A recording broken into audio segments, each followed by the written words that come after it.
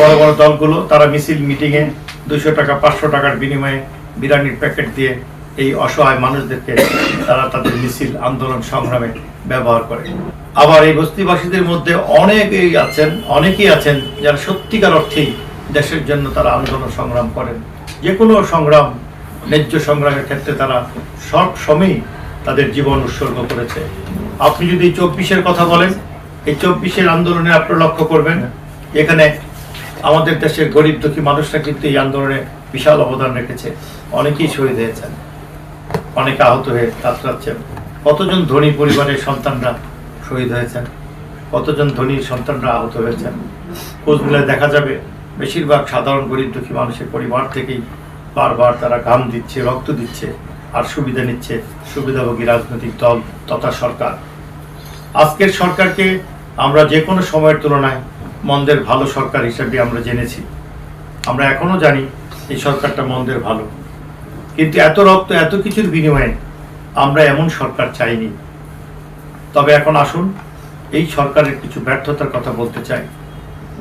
আজকের যে ঘটনা ঘটেছে করাইল বস্তিতে, এই ঘটনার জন্য সম্পূর্ণ দায়ী আমাদের আজকের সরকার। আমি আপনাদের পরিষ্কার করে বলতে চাই, এই জন্য এই সরকারের বিচার হওয়া উচিত এবং একদিন এদের বিরুদ্ধে বিচার করা হবে।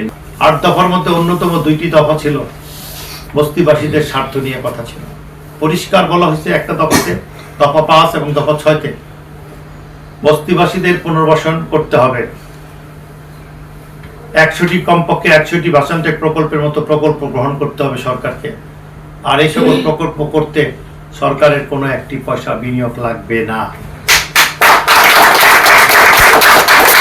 এই কথাগুলো লিখিত আছে সেই বক্তব্যের মধ্যে, সেই দাবিনামাতে। আজ পর্যন্ত ওই প্রস্তাবের পরিপ্রেক্ষিতে সরকারের পক্ষ থেকে আমাদের সাথে কোনো দ্বিপাক্ষিক বৈঠক করা হয়নি, আমাদেরকে ডাকা হয়নি যে আপনারা আসুন বসি কিভাবে করবেন। তারা কিন্তু এই সুযোগটি আমাদের দিলেন না। আমাদেরকে আসতে হলে একটা পর্যায়ে রাজপথে আন্দোলনে। আমরা 6 দফা ছেড়ে দিলাম রাজনৈতিক নেতৃবৃন্দদেরকে সরাসরি, কারণ রাজনৈতিক ওই 6 দফাগুলো ছিল রাজনৈতিক বাংলাদেশের সংস্কার এবং রাজনৈতিক বিষয় ছিল, যেটা যেহেতু রাজনৈতিক নেতৃবৃন্দরা কথা বলছেন, ঠিক আছে তারা এটা নিয়ে মাঠে কাজ করুক। যে কথাগুলো রাজনৈতিক নেতৃবৃন্দ বলেন না, করেন না, সেরকম 2টি দফা ছিল, যেটা আমি একটু আগে বললাম দফা 5 এবং দফা 6 বস্তিবাসীদের স্বার্থ নিয়ে কথা ছিল। সেই 2টি দফা নিয়ে আপনারা জানেন যে জাতীয় প্রেস ক্লাবের প্রাঙ্গণে আমরা দীর্ঘ 4 মাস গত প্রেস ক্লাবে আগস্ট থেকে আমরা কিন্তু আন্দোলন শুরু করেছিলাম। আজকের দিন পর্যন্ত নন স্টপ আন্দোলন সংগ্রাম আমরা চালিয়ে যাচ্ছি।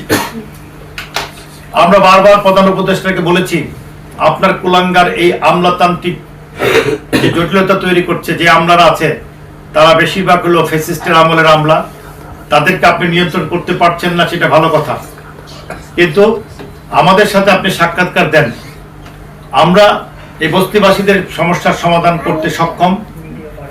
এবং আমরা পাইলট প্রজেক্ট হিসেবে ভাষানটেক পুনর্বাসন প্রকল্প বানিয়েছি। ফ্যাসিস্ট সরকারকে দিয়েই আমরা এই প্রকল্পটা অনুমোদন করেছিলাম 1998 সালে।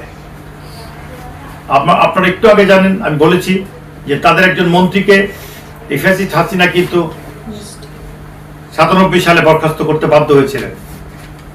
সেই ফ্যাসিস্টই 98 সালে গণদাবির কাছে পরাজিত হয়ে তারা কিন্তু এই প্রকল্পটি, ভাষানটেক পুনর্বাসন প্রকল্পটি একনেক কর্তৃক তারা অনুমোদন করে গিয়েছিলেন, কিন্তু তারা বাস্তবায়ন করতে পারে